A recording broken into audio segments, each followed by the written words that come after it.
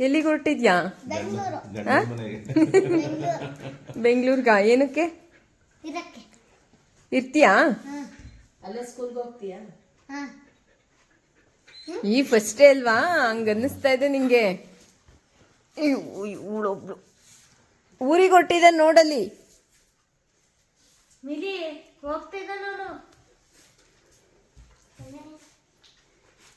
ಇವಳು ಸಂಕಟ ನೋಡು.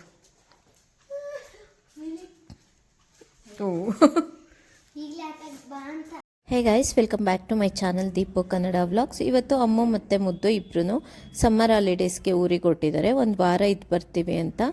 ಮುದ್ದು ಇದೇ ಫಸ್ಟ್ ಟೈಮ್ ಹೊರಟಿದ್ದಾನೆ ಬಿಟ್ಟು, ನೋಡೋಣ ಇರ್ತಾನ ಏನು ಅಂತ.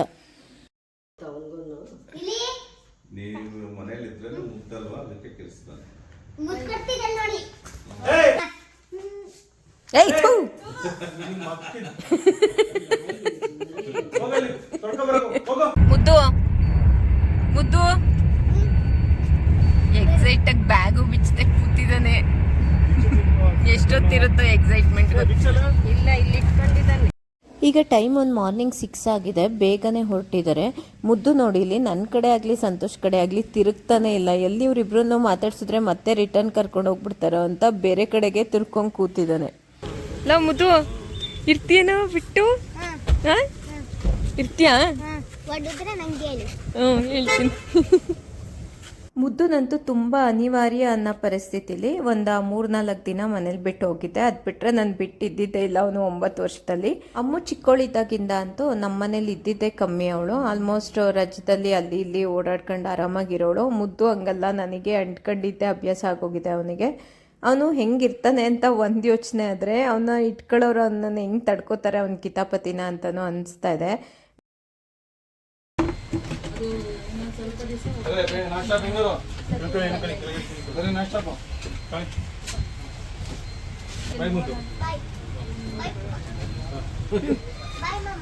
ಬಾಯ್ ಮುಗ್ನೆ. ನೋಡಿ, ಅಲ್ಲಿ ಖುಷಿಯಾಗಿ ಫಸ್ಟ್ ಹೋಗಿ ನೀವು ಅಂತ ಬಾಯ್ ಮಾಡ್ತಾ ಇದ್ದಾನೆ. ನಮ್ಮ ಅಮ್ಮನ ಅವನ ಜೊತೆನೇ ಹೊರಟಿದ್ದಾರೆ. ಅಲ್ಲಿ ನಮ್ಮ ಅಕ್ಕಂಗೆ ಕಷ್ಟ ಆಗುತ್ತೆ ಹಿಡಿಯೋಕ್ಕೆ ಅಂತ. ಮತ್ತು ಇಲ್ಲಿ ನಾನು ಮನೆಗೆ ಬಂದು ಒಬ್ಬಳೇ ಕೂತಿದ್ದೆ. ಏನೋ ಒಂಥರ ಎಂಟಿನೆಸ್ ಫೀಲ್ ಆಗ್ತಾಯಿತ್ತು. ಇಲ್ವಲ್ಲ ಅವನು 1 ಅವರ್ ಹಂಗೆ ಅನ್ನಿಸ್ತಾ ಇತ್ತು. ಅದಕ್ಕೆ ಸಂತೋಷ್ ಏನೋ ಒಬ್ಬಳೇ ಕೂತ್ಕೋತೀಯ ಬಾ ಅಂತ ಆಫೀಸಿಗೆ ಕರ್ಕೊಂಡು ಹೋಗ್ತಾ ಇದ್ದಾರೆ. ಇಲ್ಲಿ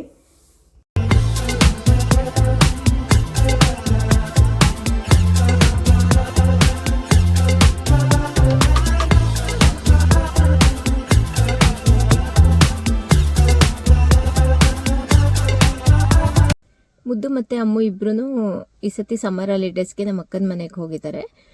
ನಾನು ಒಬ್ಬಳೇ ಇದ್ನಲ್ಲ, ಅದಕ್ಕೆ ಸಂತೋಷ್ ಕರ್ಕೊಂಬಂದರು. ಆಫೀಸ್ ಒಳಗಡೆ ಹೋಗಿದ್ದಾರೆ. ನಾನು ಈಚೆ ಕೂತ್ಕೊಂಡಿದ್ದೀನಿ.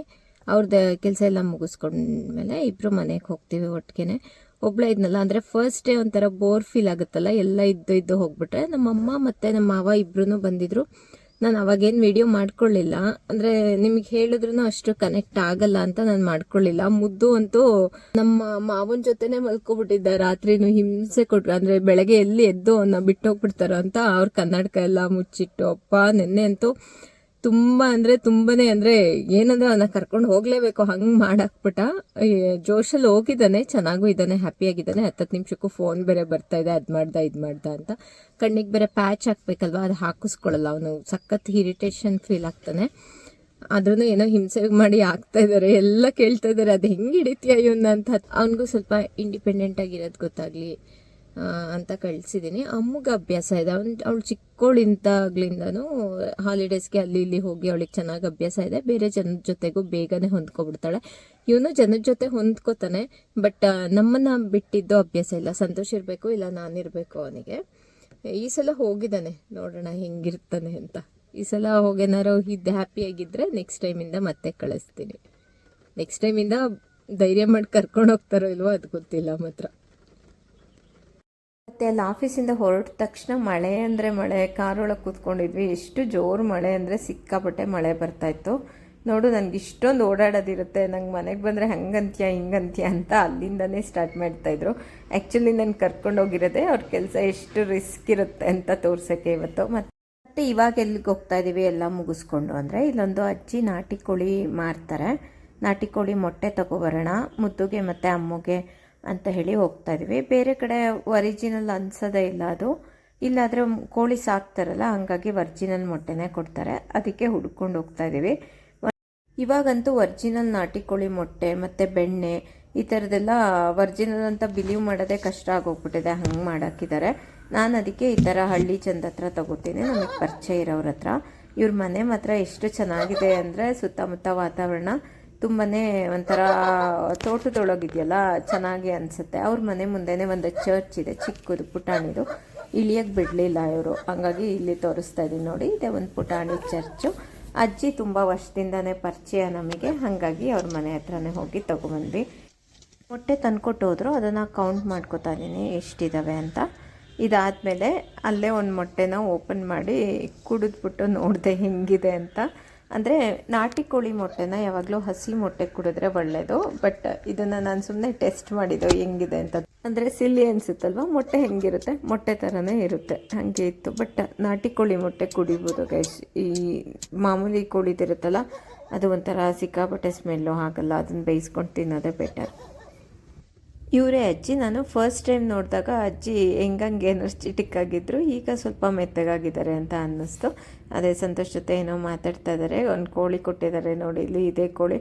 ಫಾರ್ ದ ಫಸ್ಟ್ ಟೈಮ್ ಇದನ್ನು ಕಟ್ ಮಾಡಿಸ್ಕೊಂಬಂದಾಗ ನಂಗೆ ತುಂಬ ಬೇಜಾರಾಯಿತು. ಚಿಕನ್ ತಿನ್ನೋಕ್ಕೆ ಬೇಜಾರಾಗಿದ್ದಿದೆ ಫಸ್ಟು ನನಗೆ. ಅಲ್ಲಿಂದ ಬಂದು ನಾಟಿ ಕೋಳಿನ ಕ್ಲೀನ್ ಮಾಡಿಸಿ ಇಟ್ಬಿಟ್ಟು ಈಗ ಜಿಮ್ಮಿಗೆ ಹೋಗ್ತಾ ಇದ್ದೀವಿ. ಬೇಗ ಮುಗಿಸ್ಕೊಂಡು ಬಂದುಬಿಡೋಣ ಅಂತ. ಬಂದು ಸಾಂಬಾರು ಬೇರೆ ಮಾಡಬೇಕಲ್ವ, ಅದಕ್ಕೆ. ಇಲ್ಲಿ ನೆಕ್ಸ್ಟ್ ಡೇ ಇದು. ನಮ್ಮಿಲ್ಲಿ ನೋಡಿ, ಇಲ್ಲಿ ಮುಂದೆ ಹೋಗಕ್ಕೆ ಬಿಡ್ತಾ ಇಲ್ಲ ನನ್ನ ಮುದ್ದು ಮಕ್ಕಳು ಕಳಿಸಿದ್ದೀನಲ್ಲ, ಅದಕ್ಕೆ ಸಿಟ್ಟು ಮಾಡಿಕೊಂಡು ಮುನ್ನಿಸ್ಕೊಂಡು ಕೂತಿರೋದಿದು. ನಾನು ಬೆಡ್ಡಿಂದ ಕಾಲು ಕೆಳಗಿಟ್ಟರೆ ಸಾಕು, ನಾನು ಹಿಂದೆನೇ ಓಡ್ಬಿಡ್ತಾಳೆ. ಇವತ್ತು ನೋಡಿ ಇಲ್ಲಿ ನನ್ನ ಮುಂದಕ್ಕೆ ಹೋಗೋಕ್ಕೆ ಬಿಡ್ತಾ ಇಲ್ಲ, ಸಿಟ್ಟು ಮಾಡ್ಕೊಂಡಿರೋದು. ಎಷ್ಟು ಪ್ಯಾಂಪರ್ ಮಾಡಿ ಎಷ್ಟು ಸಮಾಧಾನ ಮಾಡಿದ್ರು ಮುಂದಕ್ಕೆ ಹೋಗಕ್ಕೆ ಬಿಡ್ತಾ ಇರಲಿಲ್ಲ. ನಾನು ಸ್ವಲ್ಪ ಹೊತ್ತು ಆಟ ಆಡಿಸ್ದೆ, ಎಲ್ಲ ಮಾಡಿದೆ, ಆದರೂ ಮುನ್ನಿಸ್ಕೊಂಡಿದ್ಲು. ಆಮೇಲೆ ಬೈದೆ, ಆಮೇಲೆ ಎದ್ದು ಹಿಂದೆ ಬಂದ್ಲು ಪಾಪ. ಮೂಕ ಪ್ರಾಣಿಗಳಲ್ಲೂ ಎಷ್ಟು ಎಮೋಷನ್ಸ್ ಇರುತ್ತೆ ಅಲ್ವಾ. ನನ್ನ ಮುದ್ದು ಹೋದಾಗ್ಲಿಂದ ನಾನಂತೂ ನಾನು ನಿಜವಾಗ್ಲೂ ಮಿಸ್ ಮಾಡ್ಕೊತಲ್ಲ. 1-2 ದಿನ ಆದರೂ ರಿಲ್ಯಾಕ್ಸ್ಡಾಗಿರೋಣ ಅಂತ. ಬಟ್ ಮಿಲಿ ಮಾತ್ರ ಪ್ರತಿ ಕ್ಷಣನೂ ಮಿಸ್ ಮಾಡ್ಕೊತ ಇದ್ಲು. ಅವನ್ನ ಸ್ವಲ್ಪ ಹೊತ್ತು ಮುನ್ನಿಸ್ಕೊಂಡು ಕುತ್ಕೊಳ್ಳೋಳು. ಅಂದರೆ ಅವಳು ಅಮ್ಮು ಅಂತ ಕರೀತಾಳೆ, ಅದನ್ನು ಯಾವಾಗಲೂ ಮೇಲೆ ನೋಡ್ಕೊಂಡು ಕೂಗ್ತಾನೆ ಇದ್ಲು. ಅವ್ಳು ಹೋಗಿದ್ದ ದಿನ ಎಲ್ಲ ಹಂಗೆ ಮಾಡೋಳು. ನೆಕ್ಸ್ಟ್ ಡೇಗೆ ಓಕೆ ಆದ್ಲು, ಪರವಾಗಿಲ್ಲ. ಇನ್ನೇನು ನಾನು ಒಬ್ಬಳೇ ಇರೋದಲ್ವ, ನನ್ನ ಜೊತೆನೇ ಇರಬೇಕು ಅಂತ ಸರಿ ಹೋದ್ಲು.